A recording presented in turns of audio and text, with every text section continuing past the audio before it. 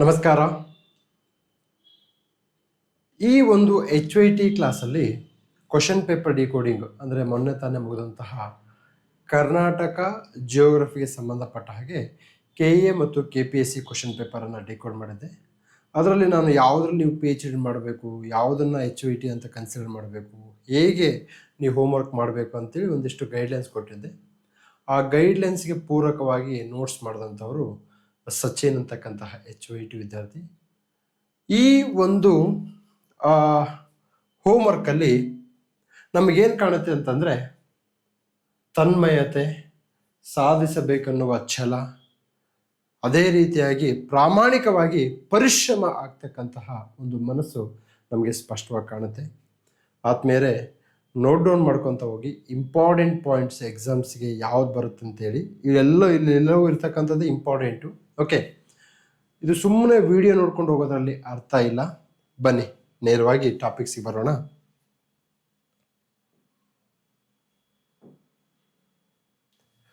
KEA and KPSC HYT topics most important.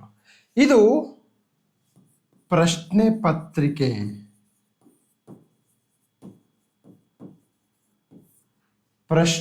ಪತ್ರಿಕೆಯಿಂದ analysis ಮಾಡಿ ಬರೆದಂತಹ ಮಾಹಿತಿ.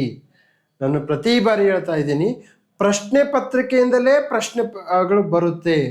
ಪ್ರಶ್ನೆ ಪತ್ರಿಕೆಗಳು ಅವು ನಮಗೆ ಗೈಡೆನ್ಸ್, ಅಪ್ರೋಚ್, ಮಾದರಿ, ಯಾವ ಆಯಾಮದಿಂದ ಓದಬೇಕಂತ ಹೇಳ್ತಕ್ಕಂತಹ ಮಾಹಿತಿಯನ್ನು ನೀಡುತ್ತೆ. ಆದ್ದರಿಂದ you should consider question paper very seriously.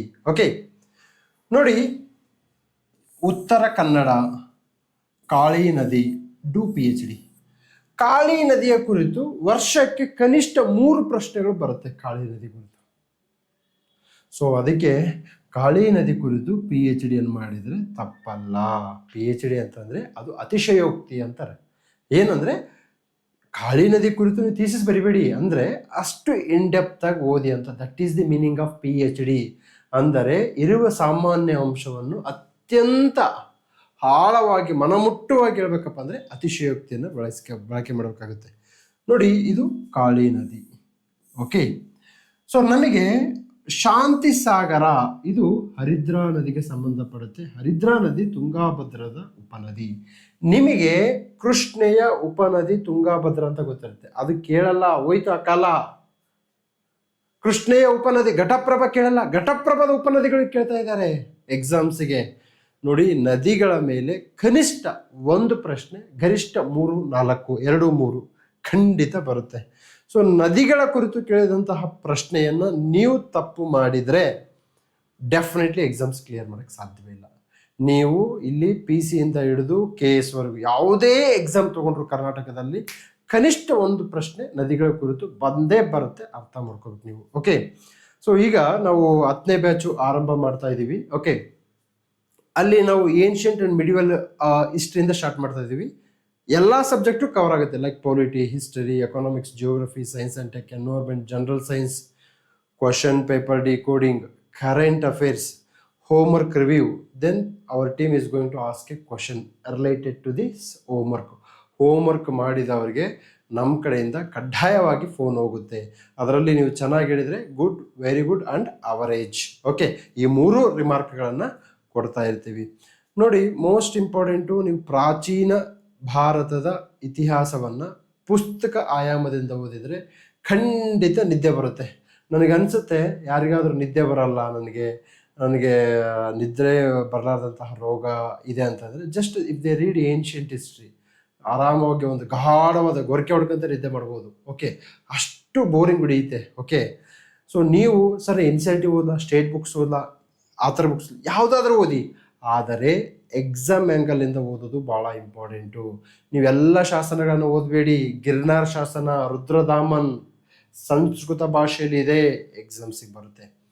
ತದನಂತರದಲ್ಲಿ ಶಿಕ್ಷಣಕ್ಕೆ ಸಂಬಂಧಪಟ್ಟ ಹಾಗೆ ಮೆಕಾಲೆ ಆಯೋಗ, ವುಡ್ಸ್ ಡಿಸ್ಪ್ಯಾಚನ್ನು ಚೆನ್ನಾಗಿ ಓದ್ಕೋಬೇಕು, 360 ಡಿಗ್ರಿಲಿ ಓದ್ಕೋಬೇಕು. ಹಂಟರ್ ಆಯೋಗವನ್ನು 360 ಡಿಗ್ರಿ ಆ್ಯಂಗಲಲ್ಲಿ ಓದಬಾರದು, ಅದು 1 ಲೈನರ್ ಇನ್ಫಾರ್ಮೇಷನ್. ಸ್ಯಾಡ್ಲರ್ ಆಯೋಗವನ್ನು 1 ಲೈನ್ ಇನ್ಫಾರ್ಮೇಷನ್. ಅದರ ಶಿಫಾರಸುಗಳನ್ನು ನೀವು ಓದಿದರೆ ನಿಮ್ಮ ಭವಿಷ್ಯ ಸುಟ್ಟು ಬೂದಿ ಆಗ್ಬಿಡುತ್ತೆ. ಅರ್ಥ ಮಾಡ್ಕೊಳ್ಳಿ. ನನಗೆ ಭಾಳ ಮೊನ್ನೆ ಯಾರೋ ಒಬ್ರು ವಿದ್ಯಾರ್ಥಿ ಬಂದಿದ್ರು, ಇಡೀ ಮಾಡರ್ನ್ ಇಂಡಿಯನ್ ಹಿಸ್ಟ್ರಿನ ಆಥರ್ ಆ್ಯಂಗಲ್ ಅಂತ ಬರೆದ್ಬಿಟ್ಟಿದ್ದಾರೆ. Don't expect you to become author. ನೀವು ಲೇಖಕರಾಗಲು ಹೋಗಬೇಡಿ. ನೀವೇನಾಗಬೇಕಪ್ಪ ಅಂತಂದರೆ ಅಧಿಕಾರಿ ಆಗಬೇಕು. ಅಧಿಕಾರಿ ಆಗ್ಬೇಕಂತಂದರೆ ಗೈಡೆನ್ಸ್ ಬೇಕು. ಗೈಡೆನ್ಸ್ ನಾನೊಬ್ಬನೇ ಕೊಡ್ತಾ ಇದ್ದೀನ? ಇಲ್ಲ, ಬಹಳಷ್ಟು ಜನ ಕೊಡ್ತಾರೆ. ನಿಮ್ಮ senior is also your guide. Okay, take help from them. Okay, so ಹೀಗೆ ನಾವು ಕಾಳಿ ನದಿಯ ಕುರಿತು PhD ಮಾಡಿದಾಗ ನಮಗೆ ಏನಾಗುತ್ತೆ, ಇನ್ಫಾರ್ಮೇಷನ್ ಸ್ಪಷ್ಟವಾಗಿ ಸಿಗುತ್ತೆ.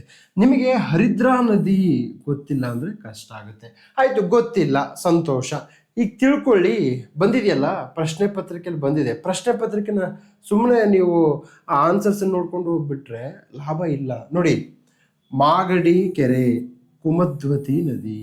ಓಕೆ, ನಂತರದಲ್ಲಿ ನಮಗೆ ಸಾವನದುರ್ಗ ಬೆಟ್ಟ, ಇದು ಹೈ ಯೀಲ್ಡಿಂಗ್ ಟಾಪಿಕ್. ಸಾವನದುರ್ಗ ಬೆಟ್ಟ ನಮಗೆ ರಾಮನಗರದಲ್ಲಿ ಕಂಡು ಬರುತ್ತೆ. ಏಕಶಿಲಾ ಬೆಟ್ಟ.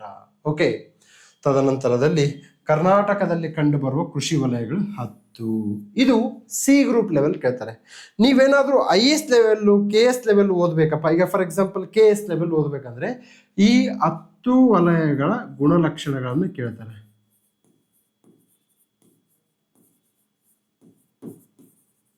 ಇದು 2017ರಲ್ಲಿ ಬಂದಿರತಕ್ಕಂಥದ್ದು.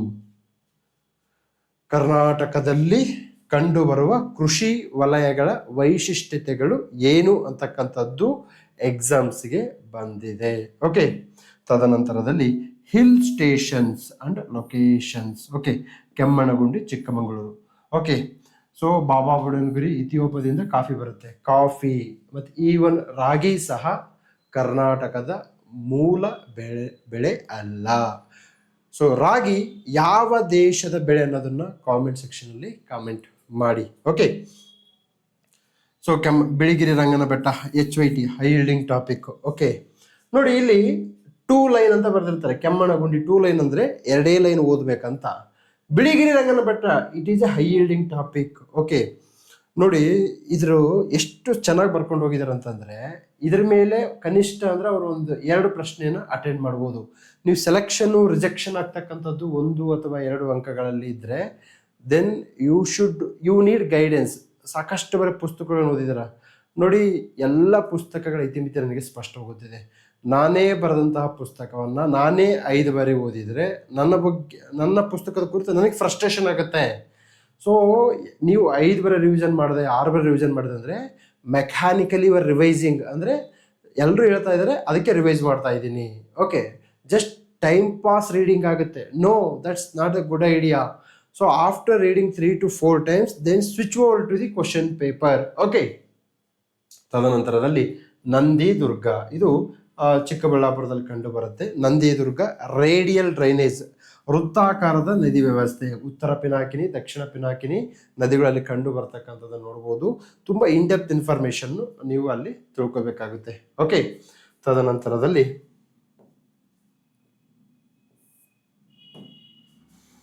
ನೆಕ್ಸ್ಟ್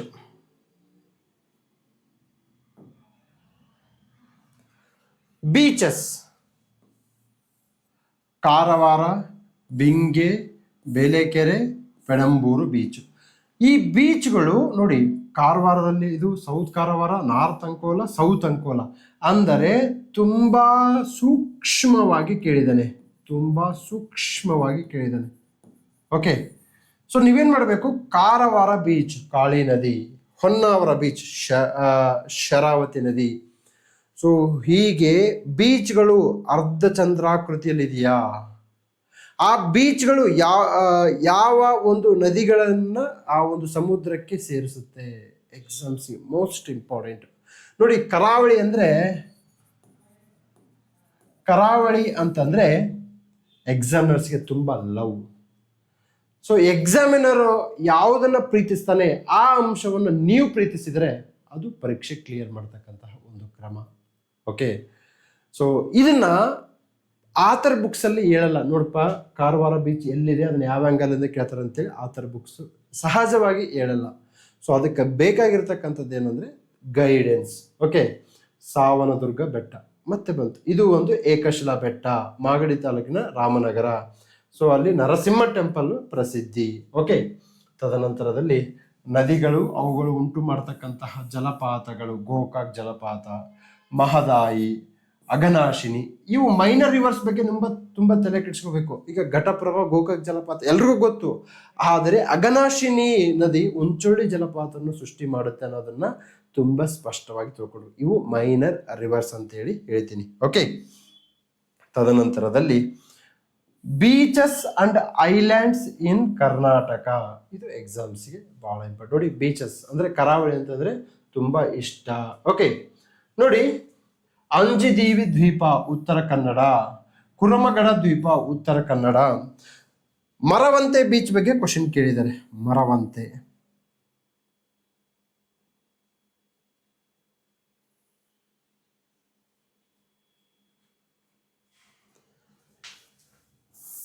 ಇಲ್ಲಿ ನೋಡಿ,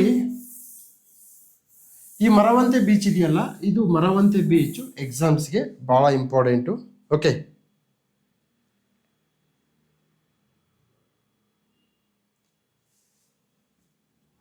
Maravanthe is a unique straight beach where the NH66 runs between the Arabian sea and the Souparnika river. ಇದು ಇನ್ಫಾರ್ಮೇಶನ್ ಎಲ್ಲಿ ಸಿಕ್ತು? ಓಕೆ, ಈ ಇನ್ಫಾರ್ಮೇಶನ್ನು ಪುಸ್ತಕದಲ್ಲಿ ಸಿಗಲ್ಲ, ಕ್ವಶನ್ ಪೇಪರಲ್ಲಿ ಸಿಕ್ಕಿರ್ತಕ್ಕಂಥದ್ದು. ಅದಕ್ಕೆ ನಾನು ಹೋಮ್ವರ್ಕ್ ಮಾಡಿ ಅಂತಂದ್ರೆ ಏನಂದ್ರೆ, ಕ್ವಶನ್ ಪೇಪರಲ್ಲಿ ಇರ್ತಕ್ಕಂಥ ಮಾಹಿತಿಯನ್ನ ತಾವು ಪುಸ್ತಕಕ್ಕೆ ಇನ್ಫಾರ್ಮೇಶನ್ ಆಗಿ ಪರಿವರ್ತನೆ ಮಾಡ್ಕೋಬೇಕು. ಓಕೆ, ಸೊ ನಾವಿಲ್ಲಿ ನೋಡ್ಬೋದು, ಈ NH66 ತದನಂತರದಲ್ಲಿ ಅರೇಬಿಯನ್ ಸಿ, ಸೌಪರ್ಣಿಕಾ ನದಿ ಹೇಗೆ ನಿಮಗೆ ಸಿಕ್ತಂದ್ರೆ ಕ್ವಶನ್ ಪೇಪರ್. ನೋಡಿ, ಮರವಂತೆ ಬೀಚ್. ಸೊ ನೀವು ಬೀಚ್ಗಳ ಕುರಿತು ಸ್ಪಷ್ಟವಾಗಿ ಅಧ್ಯಯನ ಮಾಡಬೇಕು. ಸರ್, ಇದಕ್ಕೆ ಎಲ್ಲಿ ಇನ್ಫಾರ್ಮೇಶನ್ ಸಿಗುತ್ತೆ ಅಂತ ಕೇಳಿದ್ರೆ, ಒಂದು PVQ ಅಲ್ಲಿ ಇನ್ಫಾರ್ಮೇಶನ್ ಸಿಗುತ್ತೆ, ಒಂದು ವೆಬ್ಸೈಟ್ಸ್ ಇನ್ಫಾರ್ಮೇಶನ್ ಸಿಗುತ್ತೆ. ಫಸ್ಟ್ ಅಂಡ್ ಫಾರ್ಮೋಸ್ಟ್ ನಿಮ್ಗೆ ಏನು ಗೊತ್ತಿರಬೇಕಂದ್ರೆ, ಬೀಚ್ಗಳು ಎಕ್ಸಾಮ್ಸ್ ಅಲ್ಲಿ ಕೇಳ್ತಾರೆ ಅನ್ನೋದು ಗೊತ್ತಿದ್ದಾಗ ಮಾತ್ರ ನೀವು ಅಲ್ಲಿ ಫೋಕಸ್ ಮಾಡೋಕ್ಕಾಗುತ್ತೆ. So this is called focused study. Focused ಆಗಿ ಓದಬೇಕಂದ್ರೆ ದಿಸ್ ಈಸ್ ದಿ ಮೀನಿಂಗ್. ಅಂದ್ರೆ ನೆಕ್ಸ್ಟ್ ಟೈಮ್ ಇದನ್ನ ನೀವು ಪ್ರಜಾವಾಣಿ ಪತ್ರಿಕೆಯಲ್ಲಿ ಎಕ್ಸ್ಪೆಕ್ಟ್ ಮಾಡಿದ್ರೆ ಪ್ರಜಾವಾಣಿ ಪತ್ರಿಕೆಯಲ್ಲಿ ಓದ್ತೀರ, ಓದಿ, ತೊಂದರೆ ಇಲ್ಲ. ಬಟ್ ಬೀಚ್ಗಳ ಕುರಿತು ಅವರು ಎಕ್ಸಾಮ್ ಆ್ಯಂಗಲ್ ಇಂದ ಮಾಹಿತಿ ಕೊಡಲ್ಲ, ಅರ್ಥ ಮಾಡ್ಕೊಳ್ಳಿ. ಕೊಟ್ಟರು ಸಹ ನೀವು ಫೋಕಸ್ ಮಾಡೋಕ್ಕಾಗಲ್ಲ ಅದನ್ನು. ಅಂದರೆ ಈಗ ಫಾರ್ ಎಕ್ಸಾಂಪಲ್ ಯಾವುದೋ ಒಂದು ಆರ್ಟಿಕಲ್ ಅಲ್ಲಿ ಈಗ 100 ಆರ್ಟಿಕಲ್ ಕೊಟ್ಟಿರ್ತಾರೆ ಅನ್ಕೊಳ್ಳಿ, ಅದ್ರಲ್ಲಿ ಒಂದು ಆರ್ಟಿಕಲ್ ಒಂದೇ ಲೈನ್ ಕೊಟ್ಟಿರ್ತಾರೆ, NH66 ಹಾದು ಹೋಗುತ್ತದೆ ಅಂತ ಕೊಟ್ಟಿರ್ತಾರೆ ಮರವಂತೆ ಬೀಚ್. ಆವಾಗ ನೀವು ಎಕ್ಸಾಮ್ ಅಂದಮೇಲೆ ಬರೋದು, ನೋಡಿ ಇಲ್ಲಿ ಪ್ರಜಾವಾಣಿಲಿ ಕೊಟ್ಟಿದೆ ಸರ್, ಕೊಟ್ಟಿದೆ, but is it possible to focus on that? Highly impossible. ಪ್ರತಿ ಬಾರಿ ಎಕ್ಸಾಮ್ ಆದಮೇಲೆ ಏನಾಗುತ್ತೆ ಗೊತ್ತಾ, ಈ ಪತ್ರಿಕೆಯಿಂದ ನಮಗೆ ಇನ್ಫಾರ್ಮೇಶನ್ ಬಂದಿದೆ, ಈ ಪತ್ರಿಕೆಯಿಂದ ಪ್ರಶ್ನೆ ಬಂದಿದೆ, ಅವೆಲ್ಲ ಸುಳ್ಳು. ಓಕೆ, ಸತ್ಯ ಏನು ಅಂತಂತಂದ್ರೆ ಪ್ರಶ್ನೆ ಪತ್ರಿಕೆನೇ ಸತ್ಯ, ಪ್ರಶ್ನೆ ಪತ್ರಿಕೆಯಿಂದನೇ ಪ್ರಶ್ನೆಗಳು ಬರುತ್ತೆ ಅನ್ನೋದನ್ನ ನಾನು ಪ್ರತಿ ಬಾರಿ ಸ್ಪಷ್ಟಪಡಿಸ್ತೀನಿ. Okay, next Om beach in Gokarna is famous for its natural crescent appearance. ಅಂದ್ರೆ ಕ್ರಸೆಂಟ್ ಅಂದ್ರೆ ಅರ್ಧ ಚಂದ್ರಾಕೃತಿಯಲ್ಲಿ ಕಂಡು ಬರ್ತಕ್ಕಂಥದ್ದನ್ನ ನಾವು ಕ್ರಸೆಂಟ್ ಅಂತೇಳಿ ಕರಿತೀವಿ. ಇದು ಓಮ್ ಬೀಚ್. ಮರವಂತೆ ಕೇಳಿದಾನೆ, ಓಮ್ ಬೀಚ್ ಕೇಳಿದಾನೆ. ನೇತ್ರಾಣಿ ದ್ವೀಪ, ಇದು HYT. ಓಕೆ, ಇದು ಮುರುಡೇಶ್ವರಲ್ಲಿ. It is a largest island. It is the one known for as a pigeon island ಅಂತೇಳಿ ಕರಿತೀವಿ. ಇಲ್ಲಿ ಸ್ಕೂಬಾ ಡ್ರೈವಿಂಗ್ ಇರ್ತಕ್ಕಂಥದ್ದನ್ನ ನೋಡ್ಬೋದು. Okay,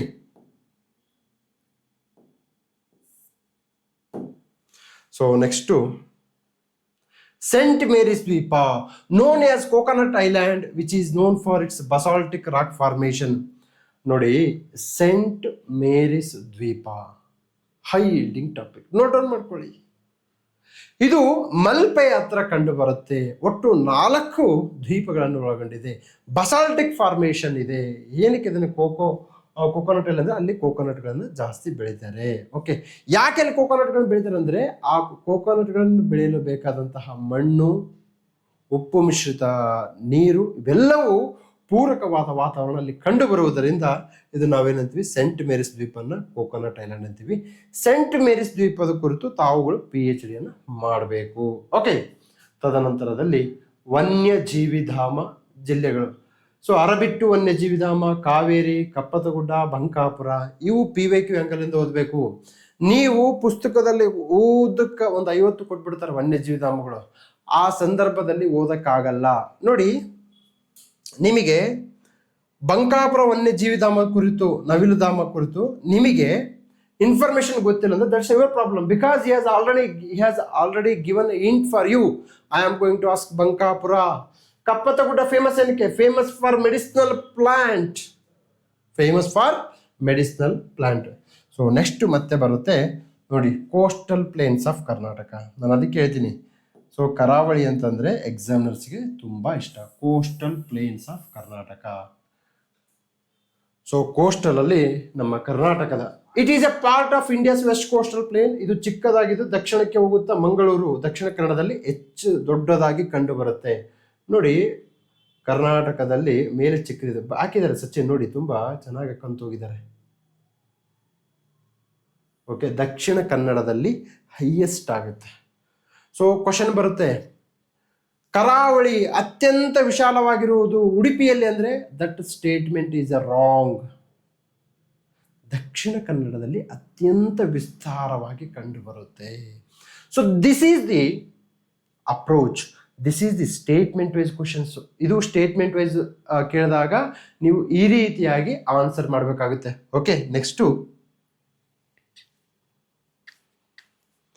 land forms of Karnataka, ಭೂ ಸ್ವರೂಪಗಳು. ಓಕೆ, ಸೊ ನಮ್ಮಲ್ಲಿ ಮೊದಲ 5 ಹೈಯೆಸ್ಟ್ ಪೀಕ್ಗಳು ನೆನಪಿಡಿ, 1 and 2 ಮಾತ್ರ ನೆನಪಿಡಿಬಿಡಿ. ಮೊದಲ 5 ಹೈಯೆಸ್ಟ್ ಪೀಕ್ಗಳನ್ನ, highest peak is Mullayanagiri 1930 meter. Okay, ತದನಂತರದಲ್ಲಿ ನಾವು ಸೆಂಟ್ ಮೇರಿಸ್ ಐಲ್ಯಾಂಡ್ ಕಡೆ ಮತ್ತೆ ಹೋಗೋಣ. ನಾನು have told you an number of times, saint Mary's island ಇದು ಮಲ್ಪೆ ಹತ್ರ ಕಂಡು ಬರುತ್ತೆ. ಇದು HYT. ಓಕೆ, ಇದು ಎಲ್ಲಿಂದ ಇನ್ಫಾರ್ಮೇಶನ್? ಕ್ವಶನ್ ಪೇಪರ್ ಇಂದ ತೆಗೆದುಕೊಂಡಂತಹ information. It has been declared as a national geological movement. ಇದನ್ನ ನ್ಯಾಷನಲ್ ಜಿಯೋಲಾಜಿಕಲ್ ಮೊನೋಮೆಂಟ್ ಅಂತ ಹೇಳಿ ಇದನ್ನ ಡಿಕ್ಲೇರ್ ಮಾಡಿದ್ದಾರೆ. ಸೆಂಟ್ ಮೇರಿಸ್ ದ್ವೀಪ ಇದೊಂದು ನ್ಯಾಷನಲ್ ಜಿಯೋಗ್ರಫಿಕಲ್ ಮೊನೋಮೆಂಟ್ ಆಗಿದ್ದು ಬಸಾಲ್ಟ್ ಲಾವಾದಿಂದ ಉಂಟಾಗಿದ್ದು ಮಲ್ಪೆ ಹತ್ರ ಕಂಡು ಬರುತ್ತದೆ. ಇದು ಎಲ್ಲಿ ಕಂಡು ಬರುತ್ತಪ್ಪ? ಮಲ್ಪೆ ಹತ್ರ ಕಂಡು ಬರುತ್ತೆ. ಓಕೆ, ತದನಂತರದಲ್ಲಿ it is a group of islands, 4 ದ್ವೀಪಗಳು, north island, south island, west island and central island. So okay, also known as coconut island. So ಇಷ್ಟು ಇನ್ಫಾರ್ಮೇಶನ್ ತಿಳ್ಕೊಳ್ಳಿ. ಸರ್ ಇದನ್ನ ಬಿಟ್ಟು ಬೇರೆದು ಕೇಳಿದ್ರೆ ಏನಂತ ನೀವು ಪ್ರಶ್ನೆ ಕೇಳ್ಬೋದು, ಪಾಸಿಬಿಲಿಟಿ ಇದೆ. ಆದರೆ ಅಲ್ಲೇನಾಗುತ್ತೆ ಅಂತಂದ್ರೆ, ಇಷ್ಟು ಇನ್ಫಾರ್ಮೇಶನ್ ಉಪಯೋಗಿಸ್ಕೊಂಡು ನೀವು ರಾಂಗ್ ಆಪ್ಷನ್ನ ಈಸಿಯಾಗಿ ಎಲಿಮಿನೇಟ್ ಮಾಡಬಹುದು. ಇಲ್ಲ ಅಂದರೆ ತುಂಬ ಕಷ್ಟ ಆಗುತ್ತೆ. ಓಕೆ, ನಂತರದಲ್ಲಿ ಅಳಿವೆಗಳು. ಎಸ್ಚುರೀಸು ಎಕ್ಸಾಮ್ಸ್ಗೆ ಮೋಸ್ಟ್ ಇಂಪಾರ್ಟೆಂಟ್ ಅಳಿವೆಗಳು. ಓಕೆ, ಸೊ ನಮಗೆ ಕಾಳಿ ನದಿ ನೋಡಿ, ಕಾಳಿ ನದಿ ಪ್ರತಿ ಬಾರಿ ಬರುತ್ತೆ ಅಂತ ಹೇಳ್ತಾ ಇದ್ದೀನಿ. ಅಗೇನ್ ಇದು ಬಂದಿದೆ ಸರ್. ನಾನು ಕ್ವಶನ್ ಪೇಪರ್ ಡಿಕೋಡ್ ಮಾಡಿದಾಗ ಡಿಫ್ರೆಂಟ್ ಪ್ರಶ್ನೆಗಳಲ್ಲಿ ಕಾಳಿ ನದಿ ಬಂದಿದೆ.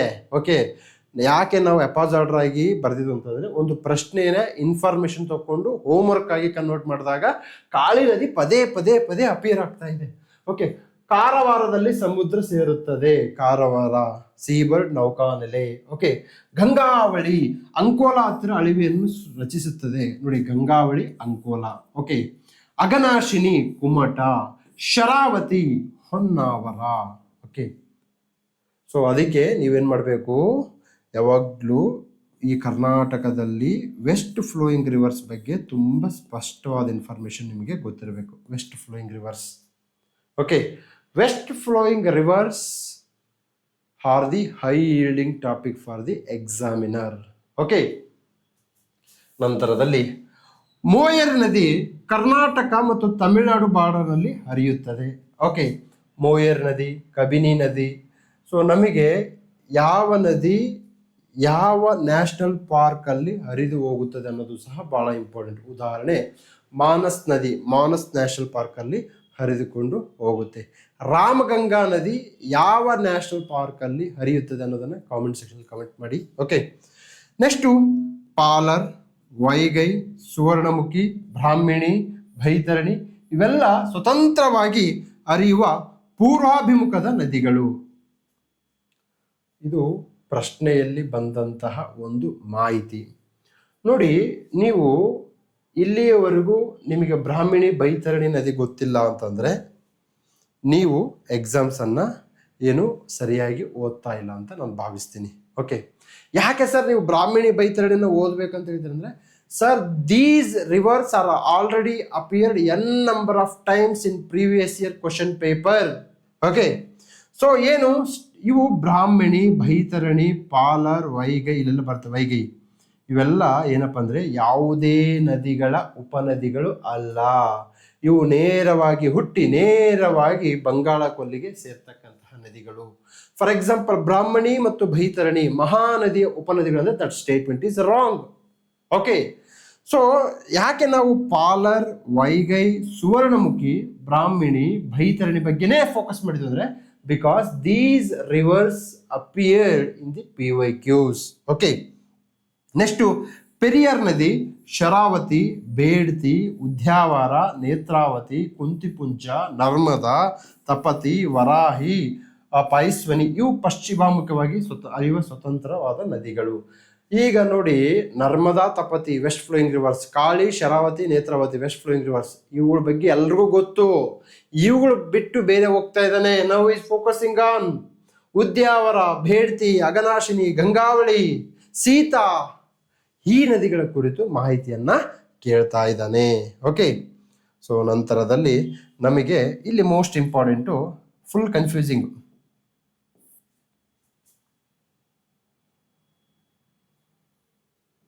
ಎಸ್, ಇದು KA ಕ್ವಶನ್ ಪೇಪರ್ನ ಒಂದು ಪ್ರಶ್ನೆಯಾಗಿದ್ದು ಸಖತ್ ಕನ್ಫ್ಯೂಸಿಂಗ್ ಕೊಟ್ಬಿಟ್ಟಿದ್ದ. ಓಕೆ, ಸ್ವಲ್ಪ ನಮಗೆ ಏನಪ್ಪ ಇದು ಈ ಥರ ಕೇಳಿದಾರಲ್ಲ, ಅರ್ಥ ಆಗೋದಲ್ಲ ಅಂತ ಅನ್ಕೊಂಡೆ. ಆಮೇಲೆ ಗೊತ್ತಾಯ್ತು ನನಗೂ. ಕಾರಂಜ ಮಂಜೀರಾ ನದಿಯ ಉಪನದಿಯಾಗಿದೆ. ಮಂಜೀರಾ ಗೋದಾವರಿ ನದಿಯ ಉಪನದಿಯಾಗಿದೆ. ನೋಡಿ ಇಲ್ಲಿ ಬರೆದಿದ್ದಾರೆ ಸಚಿನ್, ಕಾರಂಜಾ ನದಿ ಮಂಜೀರಾ ನದಿಗೆ ಸೇರ್ಕೊಳ್ಳುತ್ತೆ, ಮಂಜೀರಾ ನದಿ ಗೋದಾವರಿ ನದಿಗೆ ಸೇರ್ಕೊಳ್ಳುತ್ತೆ. ಇದನ್ನೇನಂತೀನಿ ನಾನು ಮ್ಯಾಪ್ ವರ್ಕ್ ಅಂತ ಹೇಳ್ತೀನಿ. This is called map work.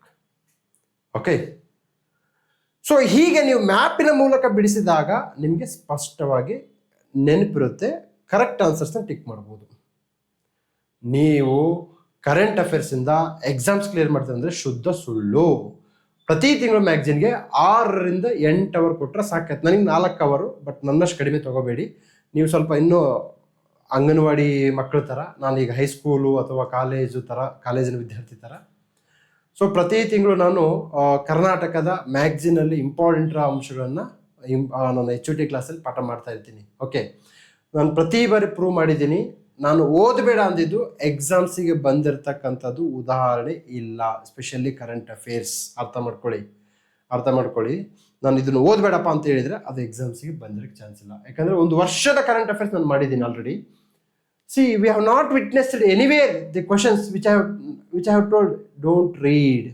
Okay, so ಈ ನಿಟ್ಟಿನಲ್ಲಿ ಕರೆಂಟ್ ಅಫೇರ್ಸನ್ನು 40%, ಮ್ಯಾಕ್ಸಿಮಮ್ 40% ರೀ. ಆ್ಯಕ್ಚುಲಿ ನನಗೆ ಅದರ 30%, ನಾನು 10% ಎಕ್ಸ್ಟ್ರಾ ಕೊಟ್ಟಿದ್ದೀನಿ ನಿಮಗೆ. 40%ಗಿಂತ ಜಾಸ್ತಿ ಓದಬೇಡಿ. ಸೊ ಈ ತಿಂಗಳ ಏಪ್ರಿಲ್ ತಿಂಗಳ ಮ್ಯಾಗ್ಝಿನ್ಗಳನ್ನು ಈ ಬರ್ತಕ್ಕಂತಹ 10ನೇ ಬ್ಯಾಚ್ 20ನೇ ತಾರೀಕಿಂದ ಅಂದರೆ ಬಸವ ಜಯಂತಿಯ ಪ್ರಯುಕ್ತ ನಾವು ಆರಂಭ ಮಾಡ್ತಾ ಇದ್ದೀವಿ. Okay, so you all know that 50% ನಮಗೆ ಡಿಸ್ಕೌಂಟ್ ಇರ್ತಕ್ಕಂಥದ್ದನ್ನು ನೋಡ್ಬೋದು. ಓಕೆ, ಯು ಕ್ಯಾನ್ ಕಾಂಟ್ಯಾಕ್ಟ್ 9620131843ಗೆ ಕಾಂಟ್ಯಾಕ್ಟ್ ಮಾಡ್ಬೋದು. ನಂಬರ್ ನೋಟ್ ಡೌನ್ ಮಾಡ್ಕೊಳ್ಳಿ. 9620131843ಗೆ ತಾವು ಕಾಂಟ್ಯಾಕ್ಟ್ ಮಾಡ್ಕೋಬೋದು. ಓಕೆ ಫೈನ್, ಈಗ ಮುಂದಕ್ಕೆ ಹೋಗೋಣ. ನೋಡಿ, ಎಕ್ಸಾಮಲ್ಲಿ ಕನ್ಫ್ಯೂಸ್ ಮಾಡ್ಬಿಟ್ಟು ಇದ್ದಾನೆ. ಕಾರಂಜಾ ನದಿಯ ಉಪನದಿಯಾಗಿ ಮಂಜೀರಾ ಕಂಡು ಬರುತ್ತಂದ್ರೆ ಅದು ಸ್ಟೇಟ್ಮೆಂಟ್ ರಾಂಗ್. ಮಂಜೀರಾ ನದಿಯ ಉಪನದಿಯಾಗಿ ಕಾರಂಜಾ ಕಂಡು ಬರುತ್ತೆ. ಕಾರಂಜಾ ನದಿಯು ನೇರವಾಗಿ ಗೋದಾವರಿ ನದಿಗೆ ಸೇರ್ಕೊಳ್ಳುತ್ತೆ. ರಾಂಗ್. ಕಾರಂಜಾ ನದಿಯು ಮಂಜೀರಾಕ್ಕೆ ಸೇರ್ಕೊಂಡು ಮಂಜೀರಾ ನದಿಯು ಗೋದಾವರಿ ನದಿಗೆ ಸೇರ್ಕೊಳ್ಳುತ್ತೆ. You got it? ಸೊ ಹೀಗೆ ನೀವು ಓದ್ಕೊಂಡ್ರೆ ಎಕ್ಸಾಮ್ಸ್ಗೆ ಹೆಲ್ಪ್ ಆಗುತ್ತೆ. ಸಖತ್ ಕನ್ಫ್ಯೂಸಿಂಗ್ ಇದೆ. ಕನ್ಫ್ಯೂಸ್ ಆಗ್ಲಂತಾನೆ ಕೇಳಿದ್ದಾನೆ. ಓಕೆ, ಬಟ್ ಆ ನೀವು ಕನ್ಫ್ಯೂಷನ್ ಓವರ್ಕಮ್ ಮಾಡ್ಬೇಕಂತಂದ್ರೆ you should read from exam angle. Okay, ನಂತರದಲ್ಲಿ ನಮಗೆ ಉತ್ತರ ಪಿನಾಕಿನಿ ಆರ್ ಪೆನ್ನಾರ್ ನದಿ ನಂದಿ ಬೆಟ್ಟದಲ್ಲಿ ಹುಟ್ಟಿ AP ದಲ್ಲಿ ಹರಿಯುತ್ತದೆ. ನೆಕ್ಸ್ಟು ಹಿರಣ್ಯಕೇಶಿ ಅಂಡ್ ಮಾರ್ಕಂಡೇಯ ನದಿಗಳು ಮಹಾರಾಷ್ಟ್ರದಲ್ಲಿ ಹುಟ್ಟಿ ಬೆಳಗಾವಿ ಮೂಲಕ ಕರ್ನಾಟಕವನ್ನು ಪ್ರವೇಶಿಸಿ ಘಟಪ್ರಭಾ ನದಿಯನ್ನು ಸೇರುತ್ತವೆ. ಘಟಪ್ರಭಾ ಕೃಷ್ಣಾ ನದಿಯ ಉಪನದಿ. ನನಗೆ ಘಟಪ್ರಭಾದ ಉಪನದಿಗಳಿಗೆ ಉಪನದಿಗಳನ್ನು ಕೇಳ್ತಾ ಇದ್ದಾನೆ, ಹಿರಣ್ಯಕೇಶಿ ಮತ್ತು ಮಾರ್ಕಂಡೇಯ. ಓಕೆ, ನೆಕ್ಸ್ಟು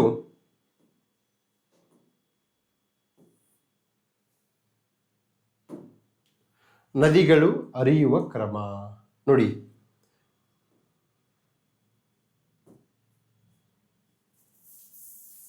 ನದಿಗಳು, ಕೃಷ್ಣಾ ನದಿ ನೋಡಿ, ಡೆಂಡ್ರೈಟಿಕ್ ಪ್ಯಾಟರ್ನ್ ಬರೆದಿದ್ದಾನೆ. ಓಕೆ, ಸೊ ನಮಗೆ ಪೆನ್ನಾರ್ ನದಿ ರೇಡಿಯಲ್ ಡ್ರೈನೇಜ್ ಅಂದ್ರೆ ವೃತ್ತಾಕಾರದ ನದಿ ವ್ಯವಸ್ಥೆ. 1 2 3 ಈ ತರ ವೃತ್ತಾಕಾರದ ನದಿ ವ್ಯವಸ್ಥೆ ಆಗಿರುತ್ತೆ. ಪಶ್ಚಿಮಕ್ಕೆ ಹರಿಯುವ ನದಿಗಳು ಪ್ಯಾರಲಲ್ ಆಗಿ ಅರಬ್ಬಿ ಸಮುದ್ರವನ್ನು ಸೇರುತ್ತವೆ, ಅಂದರೆ ಈ ತರ ಪ್ಯಾರಲ್ ಸಿಸ್ಟಮ್ಗಳಾಗಿ ಹರಿದು ಸೇರ್ಕೊಳ್ತವೆ. ಓಕೆ, ಸೊ ನದಿಗಳು ಎಲ್ಲಿ ಹುಟ್ಟುತ್ತೆ, ಹೇಗೆ ಹುಟ್ಟುತ್ತೆ, ಯಾವ ಮಾದರಿಯಲ್ಲಿ ಹರಿಯುತ್ತೆ, ಜಲಪಾತಗಳನ್ನು ಹೇಗೆ ಸೃಷ್ಟಿ ಮಾಡುತ್ತೆ, ಎಷ್ಟು ವಿದ್ಯುತ್ ಶಕ್ತಿ ಸ್ಥಾವರಗಳನ್ನು ಹೊಂದಿದೆ, ಎಷ್ಟು ಉಪನದಿಗಳು ಹೊಂದಿದೆ, ಅವುಗಳ ಉಪನದಿ ಯಾವುದು, ಈ level in depth information Karnataka ಜಿಯೋಗ್ರಫಿಯಿಂದ ನಮಗೆ ಪದೇ ಪದೇ ಪದೇ ಪದೇ ಬರ್ತಾ ಇರ್ತವೆ, ಅರ್ಥ ಮಾಡ್ಕೋಬೇಕು ತಾವೆಲ್ಲ. ಓಕೆ, ಅಗೇನ್ ನದಿಗಳು, ಅವುಗಳ ಉಪನದಿ. ಓಕೆ, ನೇತ್ರಾವತಿ ನದಿಯ ಉಪನದಿ ನೆರಿಯಹಳ್ಳ, ಕಾಳಿ ನದಿಯ ಉಪನದಿ ತಟ್ಟಿಹಳ್ಳ. ಓಕೆ ಸರ್, ಇವು ಒಂದು ಬರೀ ನೀವು ಪರ್ಫೆಕ್ಟ್ ಆಗ್ಬಿಟ್ರೆ ವರ್ಕ್ ಮಾಡ್ಕೊಂತಾಗಲೂ ಎಕ್ಸಾಮ್ಸ್ ಕ್ಲಿಯರ್ ಮಾಡ್ಬೋದು ಅನ್ನೋದಕ್ಕೆ best example. Okay, next arrange the west flowing rivers from the longest to the short length, ಅಂದರೆ ಅತ್ಯಂತ ದೊಡ್ಡದಾದ ನದಿಯಿಂದ ಅತ್ಯಂತ ಚಿಕ್ಕದಾದ ನದಿಗಳು ನೀವು ಅನುಕ್ರಮವಾಗಿ ಜೋಡಿಸಿ. ಕ್ವಶನ್ ಹಿಂಗ್ ಬಂದಿದೆ, ಇದು ಎಲ್ಲದು KA question. Okay, so Kali ನದಿ ಆಗೇನ್ ಬಂತು ನೋಡಿ, ಕಾಳಿ ನದಿ 184 ಕಿಲೋಮೀಟರ್, ಶರಾವತಿ ನದಿ 128 ಕಿಲೋಮೀಟರ್, ನೇತ್ರಾವತಿ ನದಿ 103 ಕಿಲೋಮೀಟರ್. ಓಕೆ, ನಂತರದಲ್ಲಿ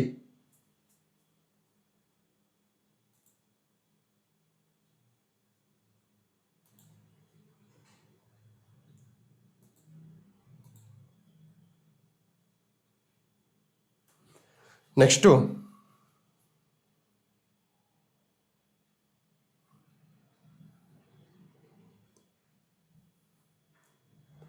fish sanctuaries, river stretch, Shishila, Belthangady ಮತ್ತು ಕುಮಾರಧಾರ, ಶೃಂಗೇರಿ, ತುಂಗಾ ನದಿಯಲ್ಲಿ ನಮಗೆ ಫಿಶ್ ಸ್ಯಾಂಕ್ಚುರೀಸ್ ಕಂಡು ಬರುತ್ತೆ. ಇದು ಸಹ ಅಗೇನ್ ನದಿಗೆ ಸಂಬಂಧಪಟ್ಟಿದ್ದು. ಓಕೆ, ನಂತರದಲ್ಲಿ ಸುಣ್ಣದ ಕಲ್ಲಿನ ನಿಕ್ಷೇಪಗಳು ಕರ್ನಾಟಕದ ಜಿಲ್ಲೆಗಳು. ಸುಣ್ಣದ ಕಲ್ಲು ವಿಜಯಪುರ ಮತ್ತು ನಮಗೆ ಒಂದು ಬಾಗಲಕೋಟೆಯಲ್ಲಿ ತುಂಬ ಜಾಸ್ತಿ ಕಂಡು ಬರುತ್ತೆ. ಇಲ್ಲಿ ಭೀಮಾ ಬೇಸಿನ್ಸ್ ಅಲ್ಲಿ ಕಂಡು ಬರುತ್ತೆ. ಈ ಸುಣ್ಣದ ಕಲ್ಲನ್ನು ಉತ್ತರ ಕರ್ನಾಟಕದ ನಮಗೆ ಕಲಬುರ್ಗಿ ಕಡೆ ಏನು ಮಾಡ್ತಾರೆ, ಸಿಮೆಂಟ್ ಪ್ರೊಡಕ್ಷನ್ಗೆ ಇದನ್ನು ಕಳಿಸ್ತಕ್ಕಂಥದ್ದನ್ನು ನೋಡ್ಬೋದು. ವೈಲ್ಡ್ ಲೈಫ್ ಸೆಂಚುರೀಸ್ ಕಪ್ಪತ್ತಗುಡ್ಡ ಮತ್ತೆ ರಿಪೀಟ್ ಆಗಿದೆ. ಕಮ್ಮಸಂದ್ರ ಕೋಲಾರದಲ್ಲಿದೆ, ಶೆಟ್ಟಿಹಳ್ಳಿ ಶಿವಮೊಗ್ಗದಲ್ಲಿದೆ, ಜೋಗಿಮಟ್ಟಿ ಚಿತ್ರದುರ್ಗದಲ್ಲಿರ್ತಕ್ಕಂಥದ್ದನ್ನು ನೋಡ್ಬೋದು. ನೆಕ್ಸ್ಟು ಕರ್ನಾಟಕದಲ್ಲಿರುವ ಬುಡಕಟ್ಟು ಜನಾಂಗಗಳು. So examiner always loves tribal groups. Okay, so ಅವ್ರಿಗೆ ಟ್ರೈಬಲ್ ಅಂದರೆ ತುಂಬ ಇಷ್ಟ. PVTG ಟ್ರೈಬಲ್ಸ್ ಬಹಳ ಇಷ್ಟ. ಓಕೆ, ನೋಡಿ ಇಲ್ಲಿ ಈರುಳಿಗ ಎಲ್ಲಪ್ಪ, ಇದು ರಾಮನಗರ ಮತ್ತು ಬೆಂಗಳೂರು. ಈರುಳಿಗ ಬುಡಕಟ್ಟು ಕರ್ನಾಟಕದಲ್ಲಿ ಇದೆ ಅನ್ನೋದು ನಿಮಗೆ ಮಾಹಿತಿ ಗೊತ್ತಿಲ್ಲ ಅಂತಂದ್ರೆ ನೀವು ಕಾಂಪಿಟೇಟಿವ್ ಎಕ್ಸಾಮ್ಸ್ಗೆ ಪ್ರಿಪೇರ್ ಆಗ್ತಾ ಇಲ್ಲ. ಓಕೆ, ನೀವು MA ಅಥವಾ ನೀವು ಅಕಾಡೆಮಿಕ್ಸ್ ಅಲ್ಲಿ ಪ್ರಿಪೇರ್ ಆಗ್ತಿದ್ದೀರಾ ಅಂತ ಅರ್ಥ. ನೋಡಿ, ಈರುಳಿಗ ಕುರಿತು ನೀವೇನು ಮಾಡಬೇಕು, ಎಲ್ಲಾದ್ರೂ ನ್ಯೂಸಲ್ಲಿ ಬಂದಾಗ ಯು ಶುಡ್ ಟೇಕ್ ಕೇರ್. ಯಾಕಂತಂದ್ರೆ ಈರುಳಿಗ ಬುಡಕಟ್ಟು KAದಲ್ಲಿ ಬಂದಿದೆ. ಸೋಲಿಗ ನೋಡ್ಕೊಳ್ಳಿ, ಸಿದ್ದಿ, ಹಕ್ಕಿ ಪಿಕ್ಕಿ, ಜೇನು Kuruba, Kadu Kuruba, is very important. Baiga, Gonda, Bhil, ಇವು ನೋಡಿ ಆಲ್ರೆಡಿ KA KPS ಬಂದಿದೆ ಅಂತಂದ್ರೆ at any point of time these things will may come again. Baiga, Gonda, Bhil. Okay, largest ಯಾವುದು, ಭೀಲ್ ಬುಡಕಟ್ಟು, HYD ಮೆನ್ಷನ್ ಮಾಡಿದ್ದಾರೆ. ಓಕೆ, ಸೊ ಇದನ್ನೇನಂತಾರೆ, ಚಿಂತನ ಮಂಥನ ಕ್ರಮ ಅಂತ ಹೇಳ್ತಾರೆ. ಚಿಂತನ ಮಂಥನ ಅಂತಂದ್ರೆ ಒಂದು ಕ್ವಶನ್ ಪೇಪರನ್ನು ಚಿಂತನೆ ಮಾಡಿ, ಮಂಥನ ಮಾಡಿ, ಅದನ್ನು ನಾವು ಹೋಮ್ವರ್ಕನ್ನು ಮಾಡಬೇಕು. This is called homework. ಪ್ರತಿ ಬಾರಿ ಸರ್ ಹೋಮ್ವರ್ಕ್ ಹೇಗೆ ಮಾಡಬೇಕು ಅಂತ ಹೇಳಿದ್ರೆ This is the specimen copy for you people to make a homework. How to decode question paper, how to analyze, how to understand ಅನ್ನೋದಕ್ಕೆ this is the best example. Okay. ತದನಂತರದಲ್ಲಿ ನಮಗೆ ನುಗು ಯೋಜನೆ ಬರ್ತಾ ಇದೆ.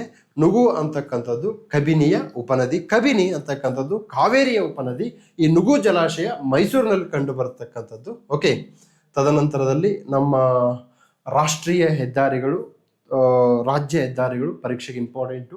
NH13 longest national highway in Karnataka. ನಂತರದಲ್ಲಿ ಉತ್ತರ ಕನ್ನಡ ಜಿಲ್ಲೆ, ಇದು high ಯೀಲ್ಡಿಂಗ್ district. Okay. Uttara Kannada ಜಿಲ್ಲೆ ಬಗ್ಗೆ ನೀವು ತುಂಬ ಆಳವಾಗಿ ತಿಳ್ಕೊಳ್ಳಿ, ಎಕ್ಸಾಮ್ಸ್ಗೆ ಹೆಲ್ಪ್ ಆಗುತ್ತೆ. ಈಗ ನೋಡಿ,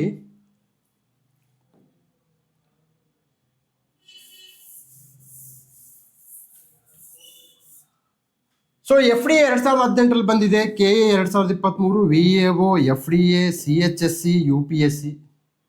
ಥಿಂಕ್ ಮಾಡಿ ಎಷ್ಟು ಇಂಪಾರ್ಟೆಂಟ್ ಇದೆ ಉತ್ತರ ಕನ್ನಡ ಅಂತೇಳಿ. ಓಕೆ. ಸೊ ಇಲ್ಲಿ ನೋಡಿ, ಜನಸಾಂದ್ರತೆ 132 ಚದುರ ಕಿಲೋಮೀಟರ್. ಓಕೆ. ಇದೇನು ಬರಲ್ಲ, ತಲೆ ಕೆಡಿಸಿ. ಕಾಳಿ ನದಿಯ ಮುಖಜ ಭೂಮಿಯ ಆಶ್ರಯ ಪಡೆದ್ರಿಂದ ಕಾರವಾರವು ನೈಸರ್ಗಿಕ ಬಂದರು ಎಂದು ಪ್ರಸಿದ್ಧವಾಗಿದೆ. ನೋಡಿ, ಕಾಳಿ ನದಿ, ಉತ್ತರ ಕನ್ನಡ. ಕಾರವಾರ ಬಂದರು ಆರ್ಟಿಫಿಷಿಯಲ್ ಅಲ್ಲ, ನೈಸರ್ಗಿಕ ಬಂದರು. ನೈಸರ್ಗಿಕ ಅಂತಂದರೆ ಈಗೇನಿರುತ್ತೆ, ಈ ಒಂದು ಭೂಫಲಕ ಇರುತ್ತಲ್ಲ, ಈ ಥರ ಸಬ್ಮರ್ಜೆಂಟ್ ಅಂದ್ರೆ ಇಲ್ಲಿ ಮುಳುಗಿಬಿಟ್ಟಿದ್ದಾಗ ಆಳವಾದ ನಮಗೆ ಒಂದು ತಳಪಾಯಗಳು ಸಿಗುತ್ತೆ.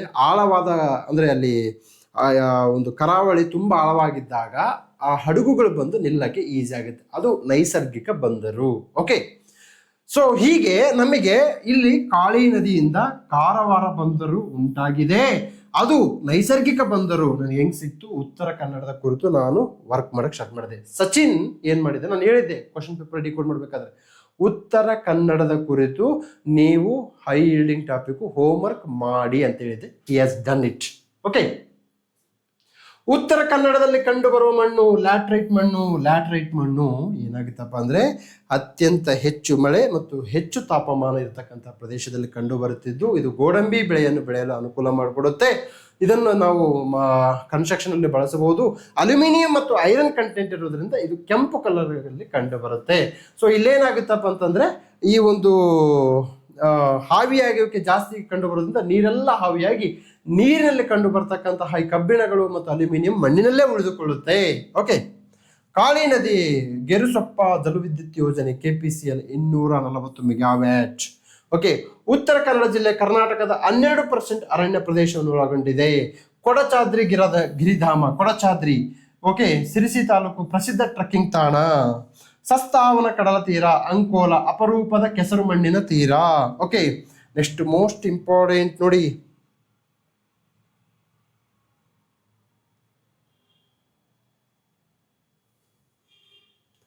UPSC 2020 ಉತ್ತರ ಕನ್ನಡದಲ್ಲಿ ಕಂಡುಬರುವ ಕಾರ್ಸ್ಟ್ ಭೂಲಕ್ಷಣ, ಕಾರ್ಸ್ಟ್. ಓಕೆ.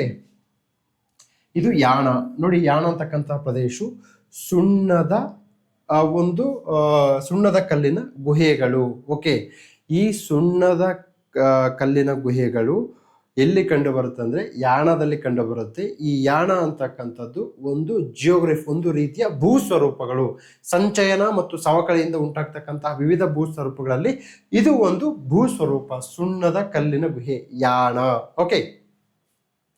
ಸಿಂಹಘಾಟ್, ಇದನ್ನು ಆಗುಂಬೆ ಘಾಟ್ ಅಂತ ಕರೀತಾರೆ. ಉತ್ತರ ಕನ್ನಡದಲ್ಲಿ ಹಳಿಗಾ ಸಮುದಾಯ ಸಂರಕ್ಷಿತ ಅರಣ್ಯ ಪ್ರದೇಶ ಹಂಪಿ ನ್ಯಾಷನಲ್ ಪಾರ್ಕ್ ಅಲ್ಲಿ ಇದೆ. FDA 2022 ನೋಡಿ, FDA 2022 ಹಳಿಗಾ ಸಮುದಾಯ ಸಂರಕ್ಷಿತ ಅರಣ್ಯ ಪ್ರದೇಶ. ಓಕೆ.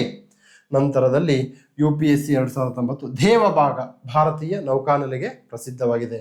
ಉತ್ತರ ಕನ್ನಡದ ಪ್ರಮುಖ ಬಾಕ್ಸೈಟ್ ನಿಕ್ಷೇಪ ಕಮುಟಾ ಪ್ರದೇಶ, ಗಂಗಾವಳಿ ಅಥವಾ ಅದನ್ನ ನಾವು ಬೇಡ್ತಿ ನದಿ ಅಂತೀವಿ. ಸೊ ಉಗಮ ಪಶ್ಚಿಮ ಘಟ್ಟಗಳ ಸೋಮಶೇಖರ ಬೆಟ್ಟ. ಓಕೆ. ಬೇಡ್ತಿ ನದಿ ನೋಡಿ ಎಲ್ಲಿ ಉಂಟಾಗುತ್ತೆ, ಸೋಮಶೇಖರ ಬೆಟ್ಟ. ಓಕೆ. ತದನಂತರದಲ್ಲಿ ದಾಂಡೇಲಿರುವ ಬೃಹತ್ ಕೈಗಾರಿಕೆ Karnataka pulp wood limited. Okay.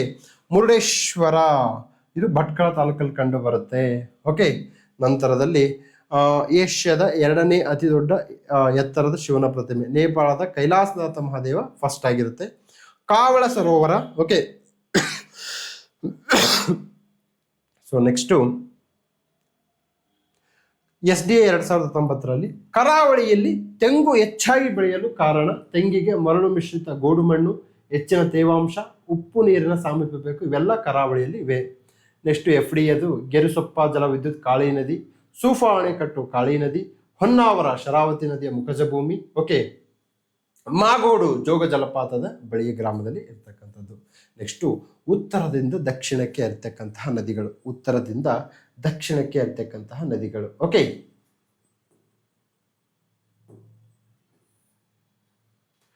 ನೋಡಿ, ಮಹದಾಯಿ, ಕಾಳಿ, ಬೇಡ್ತಿ, ಅಗನಾಶಿನಿ, ಶರಾವತಿ, ವರಾಹಿ, ಆಲಾಡಿ, ಸೀತಾ, ಸುವರ್ಣ, ಉದ್ಯಾವರ, ಶಾಂಭವಿ, ನೇತ್ರಾವತಿ. ಇವುಗಳನ್ನ ನೀವು ಮ್ಯಾಪಲ್ಲಿ ಬಿಡಿಸಿದಾಗ ಬಹಳಷ್ಟು ಬಾರಿ ಬಿಡಿಸ್ಬೇಕು. ಬಿಡಿಸಿದಾಗ ಇದು ತುಂಬ ದಿವಸ ನೆನಪಿರುತ್ತೆ. ಸೊ ನಿಮಗೆ ಸೀತಾ ನದಿ ಗೊತ್ತಿಲ್ಲ, ಉದ್ಯಾವರ ಗೊತ್ತಿಲ್ಲ, ತದನಂತರದಲ್ಲಿ ವರಾಹಿ ನದಿ ಗೊತ್ತಿಲ್ಲ ಅಂದರೆ then that is your problem. Sir ನಂದು 1 ಮಾರ್ಕ್ಸಲ್ಲಿ ಮಿಸ್ ಆಯಿತು. You can prepare any exam in this Karnataka. You should know these are the basic things. ಇವು ಬೇಸಿಕ್ ಥಿಂಗ್ಸು, ಇಲ್ಲಿಂದನೇ ಎಕ್ಸಾಮ್ಸು ನೀವು ಕ್ಲಿಯರ್ ಮಾಡಲು ಸಾಧ್ಯ. ನೆಕ್ಸ್ಟು ಬೀಚ್ಗಳು ಉತ್ತರದಿಂದ ದಕ್ಷಿಣಕ್ಕೆ. ನೋಡಿ, ಕಾರವಾರ, ಮಂಜೂಲಿ, ರವೀಂದ್ರನಾಥ್ ಟಾಗೋರ್, ಬೇಲೆಕೆರೆ, ಓಂ ಬೀಚ್, ಮಾವಿನ ಕರುವೆ, ಕರಿಕಲ್, ಮುರುಡೇಶ್ವರ, ಬೈಲೂರು. ನೆಕ್ಸ್ಟ್ ಉಡುಪಿಯಲ್ಲಿ ಮರವಂತೆ, ಮಾಲ್ಪೆ, ಸೆಂಟ್ ಮೇರೀಸ್, ಪಡುಬಿದ್ರಿ. ದಕ್ಷಿಣ ಕನ್ನಡದಲ್ಲಿ ಪಣಂಬೂರು, ಸಸಿಹಿತ್ಲು, ತಣ್ಣೀರುಬಾವಿ, ಸೋಮೇಶ್ವರ, ಉಲ್ಲಾಳ, ಬಟಪಾಡಿ. ಬರಿಬೇಕ್ರಿ, ಬರೋದ್ರೆ ನೆನಪಿರುತ್ತೆ, ಓದಿದ್ರೆ ನೆನಪಿರಲ್ಲ. ಓದಿದ್ರೆ ನೆನಪಿರಕ್ಕೆ ಸಾಧ್ಯವೇ ಇಲ್ಲ.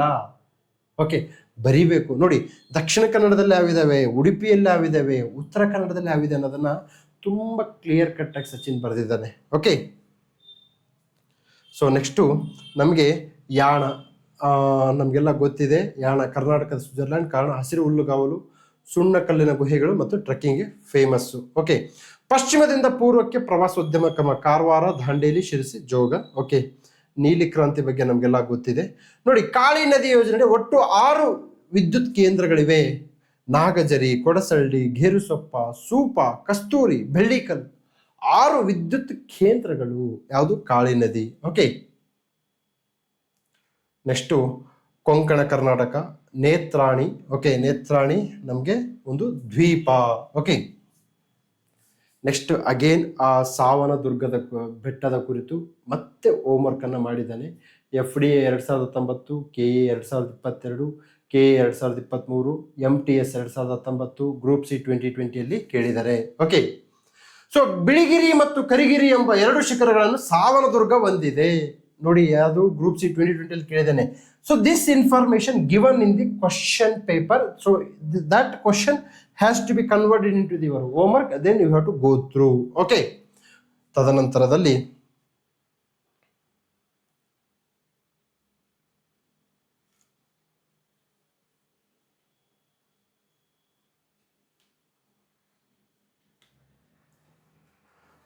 ಕಾಳಿ ನದಿ HYT ಪ್ಲಸ್ PhD ಮಾಡ್ಬೇಕಂತ ಹೇಳಿದ್ದಾರೆ. 15/4/2026 ಅಂದರೆ ಏಪ್ರಿಲ್ 15ನೇ ತಾರೀಕಂದು ಹೋಮ್ವರ್ಕ್ ಮಾಡಿದ್ದಾರೆ. ಏನಕ್ಕೆ ಡೇಟ್ ಹಾಕ್ಸ್ತೀನಿ ಅಂತಂದರೆ, ಎಕ್ಸಾಮ್ ಬರುವ ಮುಂಚೆಯೇ ಅದು ಕೇಳಿರ್ತಕ್ಕಂತಹ ಪ್ರಶ್ನೆಯ ಮಾಹಿತಿ ನಿಮ್ಮಲ್ಲಿರ್ಬೇಕಂತೇಳಿ ನಾನು ಪ್ರತಿ ಬಾರಿ ಡೇಟನ್ನು ಹಾಕ್ಸ್ತಾ ಇರ್ತೀನಿ. ಓಕೆ, ಸೊ ಕಾಳಿ ನದಿ 154 ಕಿಲೋಮೀಟರ್. ಓಕೆ, ಉತ್ತರ ಕನ್ನಡ ಜಿಲ್ಲೆಯ ಕುಶಾವತಿ ಬೆಟ್ಟಗಳಲ್ಲಿ ಉಗಮ. ಇದು ಪಶ್ಚಿಮಾಭಿಮುಖವಾಗಿ ನದಿಯಾಗಿದ್ದು ಕಾರವಾರದಲ್ಲಿ ಅರಬ್ಬಿ ಸಮುದ್ರವನ್ನು ಸೇರುತ್ತದೆ. ಕಾಳಿ ನದಿಯ ಪ್ರಮುಖ ಉಪನದಿ ತದ್ರಿ ಹೊಳೆ. ಓಕೆ, ಕಾಳಿ ನದಿಯ ಮೇಲೆ ನಿರ್ಮಿಸಲಾದ ಪ್ರಸಿದ್ಧ ಜಲವಿದ್ಯುತ್ ಸ್ಥಾವರಗಳು ಸೂಪ, ಕದ್ರಾ, ಕೊಡಸಳ್ಳಿ ಯೋಜನೆಗಳು. ಕಾಳಿ ನದಿ ಜಲನಯನ ಪ್ರದೇಶ ಉತ್ತರ ಕನ್ನಡ, ಧಾರವಾಡ ಮತ್ತು ಬೆಳಗಾವಿಯಲ್ಲಿ ಕಂಡುಬರ್ತದೆ. ಜಲಾನಯನ ಪ್ರದೇಶ ಅಂದರೆ ಒಂದು ನದಿ ಮತ್ತು ಅದರ ಉಪನದಿಗಳು ಒಳಗೊಳ್ಳುವಂತಹ ಪ್ರದೇಶವನ್ನು ಜಲಾನಯನ ಪ್ರದೇಶ ಅಂತೇಳಿ ನಾವು ಕರಿತಾ ಇರ್ತೀವಿ. ಸೂಪಾ ಜಲವಿದ್ಯುತ್ ಯೋಜನೆ ಕಾಳಿ ನದಿಯ ಮೇಲಿದೆ. ಓಕೆ, ನಂತರದಲ್ಲಿ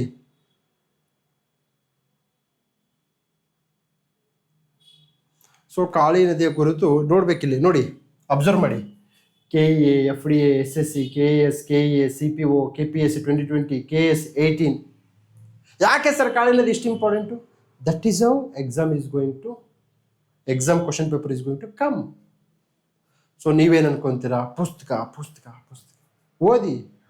3-4 ವರ್ಷ ಆಯಿತು, ನೀವು 1:3 ಅಟ್ಲೀಸ್ಟ್ ಹೋಗಿಲ್ಲ ಅಂತಂದರೆ then you have to rechange your methodology. ಇಷ್ಟು ನೀವೇನಾದರೂ ಕರೆಕ್ಟಾಗಿ ಬರ್ಕೊಂಡ್ರೆ ನೋಡಿ, ಇದನ್ನು ನಾನು ಹೋಮ್ವರ್ಕ್ ಅಂತ ಹೇಳಿದ್ದೀನಿ. So this is not A notes. ಭಾಳಷ್ಟು ಬೇರೆ ನೋಟ್ಸ್ ಅಂದರೆ ಏನ್ಕೊಂಡಿದ್ರೆ ಗೊತ್ತಾ ನಮ್ಮ ಜನ, ರಂಗನಾಥ ಪುಸ್ತಕ ತೆಗೆದುಕೊಳ್ಳೋದು, ಅದನ್ನು ಮಿನಿ ರಂಗನಾಥ್ ಆಗಿ ಪರಿವರ್ತನೆ ಮಾಡೋದು. ನೋಡಿ, ರಂಗನಾಥ್ ಸರ್ ಅವರು academically excellent teacher, no doubt. ಆ ಪುಸ್ತಕದ ಮಾಹಿತಿಯನ್ನು ನೀವು ಅಕಾಡೆಮಿಕ್ ಆಗಿ ತಗೋಬಾರ್ದು, ಅದನ್ನು ಎಕ್ಸಾಮ್ ಆ್ಯಂಗಲಿಂದ ಇನ್ಫಾರ್ಮೇಷನ್ ಕಲೆಕ್ಟ್ ಮಾಡಬೇಕು. ಅದೇ ಒಂದು ಕಲೆ, ಅದೇ ಪಾಸ್ ಆಗುವವರ ಮತ್ತು ಫೇಲ್ ಆಗುವವರ ಲಕ್ಷಣ. ಓಕೆ,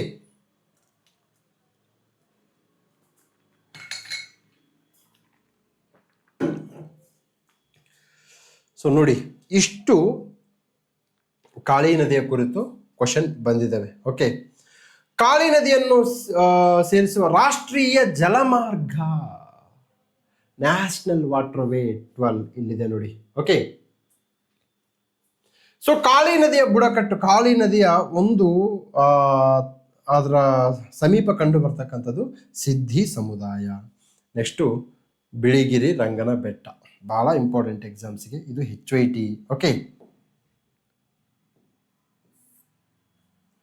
ನೋಡಿ ಇಲ್ಲಿ ಬಿಳಿಗಿರಿ ರಂಗನ ಬೆಟ್ಟ ಇದು Chamarajanagar Kollegal ತಾಲೂಕಿನಲ್ಲಿದೆ. KA, UPSC, KA, FDA, SSC, PDO, UPSC, KA. See how many times it appeared. ಸಮುದ್ರ ಮಟ್ಟದಿಂದ 1050 ಮೀಟರ್ ಎತ್ತರದಲ್ಲಿದೆ. Okay, Biligiri Ranganatha wildlife sanctuary, ಭಾಳ ಇಂಪಾರ್ಟೆಂಟು. ಓಕೆ, ಬಿಳಿಗಿರಿ ರಂಗನಾಥ ಅಭಯಾರಣ್ಯದ ಮೂಲಕ ಹರಿಯುವ ನದಿ Lakshmana Tirtha, very very important. Lakshmana Tirtha ನದಿ ಬಿಳಿಗಿರಿ ರಂಗನಾಥ ಬೆಟ್ಟದ ಒಂದು ಅರಣ್ಯದ ಮೂಲಕ ಹರಿತಕ್ಕಂತಹ ಒಂದು ನದಿಯಾಗಿದೆ. ಓಕೆ, ನಂತರದಲ್ಲಿ ಸೋಲಿಗ ಬುಡಕಟ್ಟು ನೋಡಿ, ಅಲ್ಲಿ ಕಾಳಿ ನದಿ ಹತ್ರ ಸಿದ್ಧಿ, ಇಲ್ಲಿ ಸೋಲಿಗ. ಬಿಳಿಗಿರಿ ರಂಗನಾಥ ಬೆಟ್ಟದಲ್ಲಿ ಸೋಲಿಗ ಬುಡಕಟ್ಟು ಕಂಡು ಬರ್ತಾ ಇದೆ. ಓಕೆ, ಇವರು ಅರಣ್ಯದ ಮೂಲ ನಿವಾಸಿಗಳು. ಓಕೆ, 2011ರಲ್ಲಿ ನೀಲಗಿರಿ ಬಯೋಸ್ಫಿಯರ್ ರಿಸರ್ವ್ನ ಭಾಗವಾಗಿ ಬಿಳಿಗಿರಿ ರಂಗನಾಥ ಅಭಯಾರಣ್ಯವನ್ನು ಬಯೋಸ್ಫಿಯರ್ ರಿಸರ್ವ್ ಆಗಿ ಘೋಷಿಸಲಾಯಿತು. ಯುನೆಸ್ಕೋ ನೀಲಗಿರಿ ಬಯೋಸ್ಫಿಯರ್ ರಿಸರ್ವ್, ಅದರ ನೀಲಗಿರಿ ಬಯೋಸ್ಫಿಯರ್ ರಿಸರ್ವ್ ಅಲ್ಲಿ ಕಂಡು ಬರ್ತಕ್ಕಂತಹ ನ್ಯಾಷನಲ್ ಪಾರ್ಕ್ಗಳು ಯಾವುವು ಎಕ್ಸಾಮ್ಸಿಗೆ ಬರುತ್ತೆ. ಸೊ ನಮಗೆ ನೀಲಗಿರಿ ಬಯೋಸ್ಫಿಯರ್ ರಿಸರ್ವ್, ನೀಲಗಿರಿ ಬೆಟ್ಟಗಳು ಪರೀಕ್ಷೆಗೆ ಹೈ ಯೀಲ್ಡಿಂಗ್ ಟಾಪಿಕ್. ಓಕೆ, ನಂತರದಲ್ಲಿ ಬಿಳಿಗಿರಿಯಲ್ಲಿ ಕಂಡುಬರುವ ಶೋಲಾ ಎಂದರೆ ಕಣಿವೆಗಳ ಕುಬ್ಜ ಕಾಡು, ಸಾಮಾನ್ಯವಾಗಿ ಹುಲ್ಲುಗಾವಲು ನಡುವೆ ಕಂಡುಬರುತ್ತೆ. ಶೋಲಾ ಫಾರೆಸ್ಟ್ ಇದು ಮೌಂಟೇನ್ ಗ್ರಾಸ್ಲ್ಯಾಂಡ್, ಅಂದರೆ ಪರ್ವತ ವಲಯದಲ್ಲಿ ಕಂಡು ಬರ್ತಕ್ಕಂತಹ ಹುಲ್ಲುಗಾವಲು ಪ್ರದೇಶವನ್ನ ನಾವು ಶೋಲಾ ಅಂತೇಳಿ ಕರಿತೀವಿ. Okay, Biligiri Ranganatha tiger reserve ಅಭಯಾರಣ್ಯದಲ್ಲಿ ಕಂಡುಬರುವ ಸ್ತನಿಯಲ್ಲದ ಪ್ರಾಣಿ ಭಾರತೀಯ ಇಂಡಿಯನ್ ರಾಕ್ ಪೈಥಾನ್ ಅಂತಿದೆ.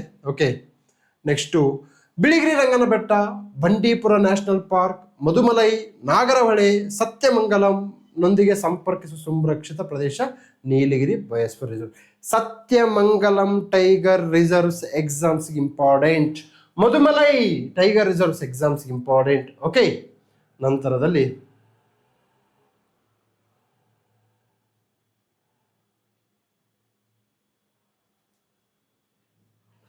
ಸೊ ಇಲ್ಲಿ ಕಂಡು ಬರ್ತಕ್ಕಂತಹ ಸೋಲಿಗರು ಏನ್ ಮಾಡ್ತಾರಪ್ಪ, ನೆಲ್ಲಿಕಾಯಿ ಸಂಗ್ರಹಿಸ್ತಾರೆ, ಜೇನು ಅಂದ್ರೆ minor forest produce under forest rights act 2006 tribals are allowed to collect minor forest produce to lead their life. Okay, so ಇದು ನಮಗೆ KA ಕ್ವಶನ್ ಪೇಪರ್ ಡಿಕೋಡಿಂಗ್ ಸಂಬಂಧಪಟ್ಟ ಹಾಗೆ.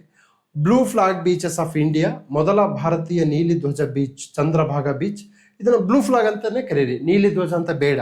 ಓಕೆ, ಏನಕ್ಕೆ ಅಂತಂದ್ರೆ ನೋಡಿ, ಎಕ್ಸಿಟು ಕನ್ಸರ್ವೇಷನ್, ಇನ್ಸಿಟು ಕನ್ಸರ್ವೇಷನ್ ಅಂತ ಬರುತ್ತೆ. ಮೊನ್ನೆ KA ಕ್ವಶನ್ ಪೇಪರ್ ಅಲ್ಲಿ ಎಕ್ಸಿಟು ಅಂತಾನೆ ಕೊಟ್ಟಿದ್ದಾನೆ, ನೀವು ಕನ್ನಡ ಕನ್ನಡ ಕನ್ನಡ ಅಂತಿದ್ದೀರಾ. ನಾನೇಂದ್ರೆ ಕನ್ನಡ ಓದಿ, ಆದರೆ ಇಂಗ್ಲಿಷ್ನ ಪರಿಚಯ ಇರಬೇಕು. ಇಂಗ್ಲಿಷ್ ಭಾಷೆ ನಿಮಗೆ ಅಪರಿಚಿತ ಎಂದು ನೀವು ಭಾವಿಸಿದ್ದಲ್ಲಿ ನೀವು ಎಕ್ಸಾಮ್ಸ್ ಕ್ಲಿಯರ್ ಮಾಡ್ತಕ್ಕಂತಹ ಪ್ರಾಬಬಿಲಿಟಿ ತುಂಬ ಕಡಿಮೆ ಆಗುತ್ತೆ. ಓಕೆ, ಸೊ ನಾವೇನು ಮಾಡಬೇಕು, ಇದಕ್ಕೆ ಅಪ್ರೋಚ್ ಏನು, ಎಲ್ಲ ಬೀಚ್ಗಳನ್ನ ನೆನಪಿಡುವ ಅವಶ್ಯಕತೆ ಇಲ್ಲ. ರಾಧಾನಗರ ಬೀಚ್ ಅಂಡಮಾನ್ ನಿಕೋಬಾರ್, ಯಾಕಂದ್ರೆ ಅಂಡಮಾನ್ ನಿಕೋಬಾರ್ ನಮಗೆ ಹೈ ಯೀಲ್ಡಿಂಗ್ ಟಾಪಿಕ್ಕು. ಸೊ ಈ ವರ್ಷ ಯಾವ್ದು ಪಡ್ಕೊಂಡಿದ್ದಾವೆ, ಫಸ್ಟ್ ಯಾವ್ದು ಪಡ್ಕೊಂಡಿದೆ, ಕರ್ನಾಟಕದ ಯಾವ್ದು ಪಡ್ಕೊಂಡಿದೆ, Kasaragod and Padubidri beach. Okay, ನಂತರದಲ್ಲಿ ಇಷ್ಟು ಇದು ಬ್ಲೂ ಫ್ಲಾಗ್ ಬೀಚ್ಗೆ ಸಂಬಂಧಪಟ್ಟಿದ್ದು. ಸೊ ಆತ್ಮೀಯರೇ, ನೀವು ಸಹ ಇದೇ ರೀತಿ ಹೋಮ್ವರ್ಕನ್ನು ಮಾಡಿಕೊಂಡು ಅತ್ಯಂತ ಶ್ರದ್ಧೆಯಿಂದ ಬರೆದ್ರೆ ನೀವು ಸಹ ಎಕ್ಸಾಮ್ಸ್ ಕ್ಲಿಯರ್ ಮಾಡ್ತೀರಾ. ಇದು ಬಿಟ್ಟರೆ ಬೇರೆ ಯಶಸ್ಸಿನ ಸೂತ್ರ ಏನಿಲ್ಲ. ಮುಂದಿನ ವಿಡಿಯೋನಿಗೆ ಭೇಟಿ ಆಗೋಣ. ನಮಸ್ಕಾರ.